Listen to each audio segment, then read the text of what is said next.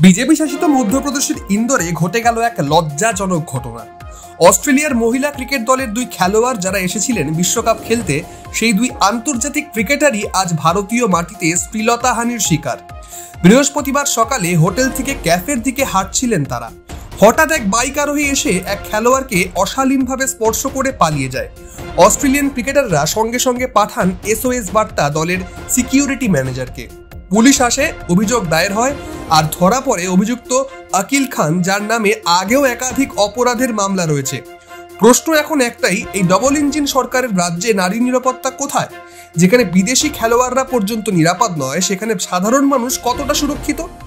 যে সরকার দিনরাত বেটি বাঁচাও বেটি পড়াও বলে স্লোগান তোলে, সেই সরকারের রাজ্যেই মহিলা ক্রিকেটারদের হয়রানি। এটাই কি সেই নিউ ইন্ডিয়া যাকে দুনিয়াকে দেখাতে চায় কেন্দ্র? দেশের সম্মান আজ প্রশ্নের মুখে। বিশ্বের চোখ এখন ভারতের দিকে। যে ভারত একসময় অতিথিকে দেবতা বলতো, সেই ভারতই আজ অতিথি নারী নিরাপত্তাহীন।